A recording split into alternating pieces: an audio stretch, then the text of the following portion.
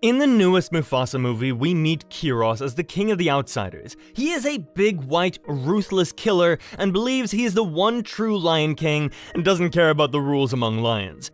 He orders his group to kill everything in their path, with no mercy. Soon they become the most feared group among other lion prides. Some didn't even believe they really existed. What made this group so feared? How did the big white Kiros become so evil? Disney hasn't given us much information about his background, but when we listen closely to some things that have been said in the movie, we can see what his background probably looked like. Because when Kiara asks Rafiki who the outsiders were, he gives an interesting answer. Like he knows more than what he shows us. He tells her that the outsiders come from many prides, but when they are born, they are hated because they are different from their tribe. But Kiara still doesn't understand. Why would this make them turn evil? Why do they want to hurt everybody? Sometimes when the people most like you don't love you, it is a hurt that can cause the greatest pain. And this pain can lead you to hate everything. This indicates that Rafiki knows more about Kiros' background than us, and that he probably wasn't loved by his own parents. They were different in many ways, and in one way, that was their color. This white color was rare, and made them stand out from their pride, but not in a good way. This bright white color was easier to spot for predators, which made them a burden for the rest of their pride. I think this could be one of the reasons they had been kicked out while they were still young. This could have left them with a traumatizing childhood, but what exactly happened? How did Kiros eventually create his own pride, the Outsiders? Well, before we get into more detail of Kiros' childhood, let's freshen up your memory of what we know about him from the movie. In the movie, we first see Kiros after his son has been killed. His son, Shaju, and another lion named Azibo attacked Mufasa and Eshe while they were hunting. But this didn't go as they planned. They thought they could easily handle them since Kiros always told them the Outsiders were stronger than any other lion pride.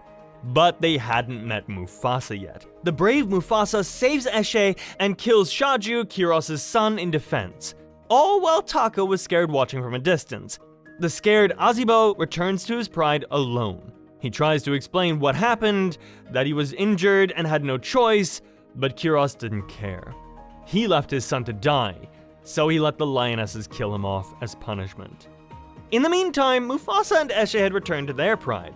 But when they told Obasi what happened, he seems to have already heard about these big white lions. He said, "The Outsiders. The stories were all true." He then sends Taka away to protect his bloodline and for him to start a new kingdom somewhere else. But he also sends Mufasa with him to help him on his journey to find the magical place, Milele. But after Kiros had killed Obasi's pride, he still wasn't satisfied because the killer of his son was still out there. So he went on to track down Mufasa and Taka. Even though Rafiki told us that Kiros' pride didn't care much for him, we see that Kiros turned out differently.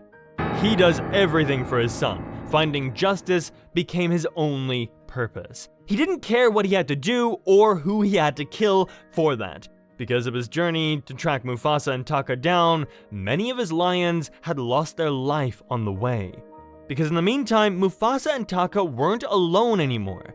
They had met another lioness with a hornbill on their way named Sarabi and Zazu. But later they met someone else, the wise mandrill, Rafiki, who we now know as the royal Mjuzi of the Pride Lands. And that is when tragedy struck for some of Kiros' outsiders. Because just when Kiros thought they finally got them, Sarabi did something unexpected. She hit a beehive and caused an elephant stampede. Many of the outsiders still tried to attack, but got stomped on or fell down the ravine. But Kiros didn't care that he brought his whole group in danger, or that many of them had died. He didn't stop. He kept on following Mufasa, the killer of his son. In the meantime, Taka started to have feelings for Sarabi. Mufasa even helped him to get her, but Taka wasn't the most charming lion. You smell like a duck. What? Flower. A duck flower.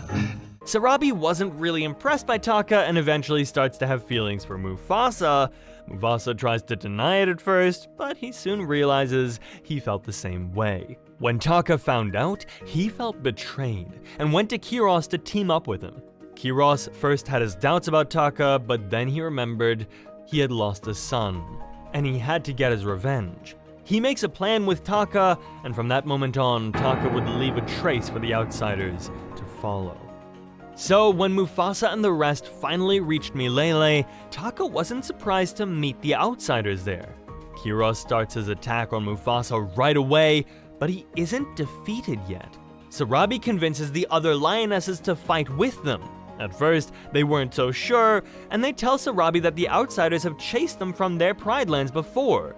This tells us that Kiros and his group have been killing machines for quite some time now. This also means that Kiros must have been sent away from his own pride when he was really young, because he needed some time to build his empire. Over the years, Kiros' anger only grew larger, and he was just about to let all his anger out on a final blow to Mufasa, but to his surprise, Taka jumped in between to save his brother's life. But Kiros didn't give up, and eventually, this hatred became his death. As he was fighting Mufasa from under the water, there was a big rock coming their way. Mufasa saw it coming and pushed Kiros under the rock, and he drowned to his death, ending his circle of life. But could Kiros' life have turned out differently? The things we know about him from the movie tell us that something must have happened in his youth. But not only to him, because did you know that two of the lionesses, Aqua and Amara, are his sisters? Maybe their parents abandoned all of them, leaving them traumatized. But why is it that their parents might abandon them, you might think now? Well, did you know that white lions are actually really rare? Because the normal golden-colored lions can only have a white cub if both parents carry the recessive white gene. This works similarly to how humans get blue eyes. But what is so bad about being a white lion that you would get abandoned by your whole pride? Well, because their fur is so much lighter, they are way more easy for the predators to see. So the parents of Kiros, Aqua, and Amara might have abandoned them because they attracted too much attention from predators, and therefore, they were a danger for the rest of the pride. They now had to learn how to survive on their own, which made them even stronger. They had to learn all kinds of hunting skills, which made Kiros an even better king. Because as we know, most lion kings like Obasi just lay around in the sun, waiting for the lionesses to do all the work. But that was not for Kiros. He didn't have that option. But what about the other outsiders? Well, I think they were kicked out of their prides for the same reason. Since they were all white, they brought more danger to the pride and were kicked out. They were left to survive on their own until they found Kiros and his sisters. They must have been happy to finally be accepted somewhere and therefore gained more respect for Kiros, believing he was the one true Lion King and became dedicated followers. But what also gives us a reason to think that white lions are so rare is when we listen to how surprised Eshe sounds when she saw the white lions for the first time. She says they were white as ghosts, something she had never seen before. This also gives the outsiders a reason to hate other normal-colored lions because they were the ones that had left them. They had made them feel like they were less worthy than them. This was also the reason the outsiders didn't care about the rules among lions anymore. Why would they care about the rules if these lions also didn't care about them? Because going back to what Rafiki told Kiara, this all actually makes perfect sense. He told her that the outsiders come from many prides. They were all probably outsiders from their own prides. That must also be why they are called the outsiders. They didn't care about the circle of life because they never felt like they belonged in this circle anyway. Because when he attacks Obasi's pride, Obasi tries to remind him that there are rules among lions, how they shouldn't attack each other and think about the circle of life. But as we know, Kiros didn't care and told them there is no circle of life, only predators and prey.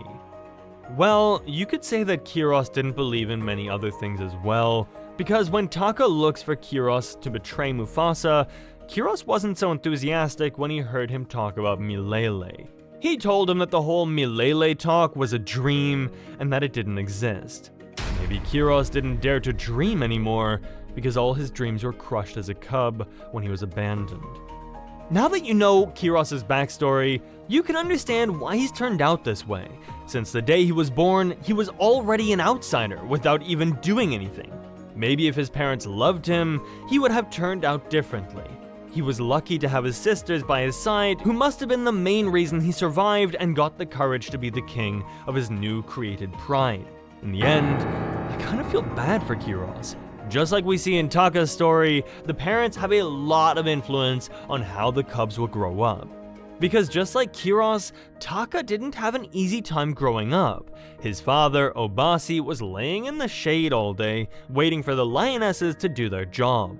When Taka would ask him if he could hunt with Eshe just like Mufasa, his father told him he didn't belong there. It made Taka insecure, and he didn't get to learn any hunting skills. Could Taka's life have turned out differently if he was raised by a lion like Kiros, who is strong and anything but lazy? I actually made a video about Taka's relationship with his father, so make sure to check that one out as well.